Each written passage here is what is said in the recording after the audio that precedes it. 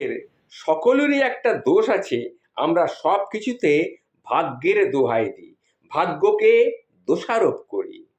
শুনুন, আমি একটা ছোট্ট জাপানি গল্প বলছি এই ব্যাপারটাকে নিয়ে। শুনলে আপনারা বুঝতে পারবেন যে ভাগ্যকে কিভাবে ব্যবহার করা উচিত। জাপানের তাকামায়া গ্রামে একজন জ্ঞানী এবং বৃদ্ধ কৃষক বাস করতেন। কৃষক লোকটির একটি সুন্দর এবং শক্তিশালী ঘোড়া ছিল। কৃষিকাজে, ভারী জিনিস বহনে এবং নিত্য দিনের চলাফেরায় তিনি সেই ঘোড়াটিকে ব্যবহার করতেন। একদিন সেই ঘোড়াটি হঠাৎ হারিয়ে গেল, তাকে আর খুঁজে পাওয়া গেল না। কৃষকের স্ত্রীর মন খুব খারাপ হয়ে গেল, কিন্তু কৃষক লোকটির কোনো অস্থিরতা নেই, কোনো আফসোস নেই। হারিয়ে যাওয়া ঘোড়ার জন্য তার কোনো দুশ্চিন্তাও নেই। তাকে দেখে মনে হচ্ছে যেন তার কিছুই হারায়নি।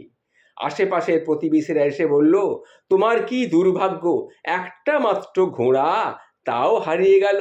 এই কথাটা শুনে কৃষক লোকটি একটু মৃদু হেসে বলল, হতে পারে, হতে পারে, তা হলেও হতে পারে। তারপরে কিছুদিন পর ঘোড়াটি আবার কৃষকের বাড়িতে ফিরে এলো এবং তার সাথে আরো 3টি বন্য ঘোড়াকে নিয়ে ফিরে এলো। কৃষকের বাড়িতে তখন আনন্দ, সবাই আনন্দে আত্মহারা উঠল। শুধু হারানো ঘোড়াটা ফিরে আসেনি, তার সাথে আরো 3টে ঘোড়া ফিরে এসেছে। প্রতিবেশীরা সবাই দেখতে আসলো, সবাই লোকটিকে বলতে থাকলো, তোমার কি সৌভাগ্য দেখেছো, হারানো ঘোড়াটা তো ফিরে পেলেই, তার সঙ্গে বাড়তি আরো 3টে ঘোড়া। কৃষক তখন সেই আগের মতোই মৃদু হেসে বলল, হতেই পারে। দিন 2 পর কৃষকের একমাত্র ছেলে একটা বন্য ঘোড়ায় চড়তে চেষ্টা করলো, কিন্তু ঘোড়া থেকে সে ছিটকে পড়ে যায় এবং তার পাটা ভেঙে যায়। এই খবর শুনে প্রতিবেশীরা সবাই এসে আফসোস করলো, কৃষককে দুঃখ করে বলল, এমন করে ছেলেটার পা ভেঙে গেল, সত্যি বড় দুর্ভাগ্য। একথা শুনে কৃষক লোকটি মুচকি হেসে বলল, হতেই পারে। পরদিন কৃষকের বাড়িতে রাজার সৈন্যরা এসে হাজির। যুদ্ধের জন্য তারা গ্রামের যুবক ছেলেদের ধরে নিয়ে যেতে এসেছে, কিন্তু কৃষকের ছেলের পা ভাঙা দেখে তাকে কিন্তু আর নিয়ে গেল না, তাকে না নিয়েই চলে গেল।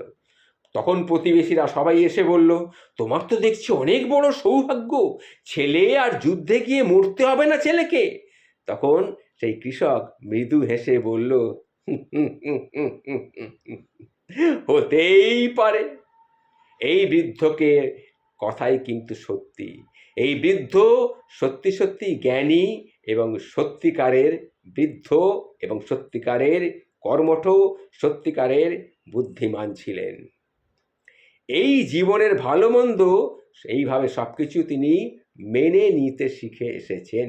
দিনের আলোকে যেমন ভালোবাসা হিসেবে গ্রহণ করা যায়, রাতের অন্ধকারকেও ঠিক সেইভাবে আপন করে নিতে হবে।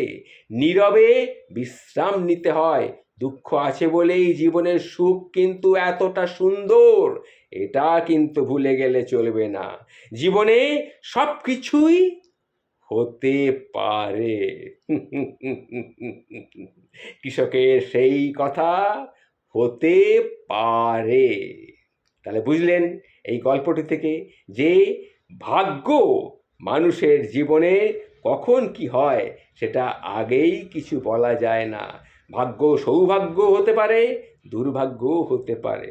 আসল কথাটি হলো ওই হতে পারে।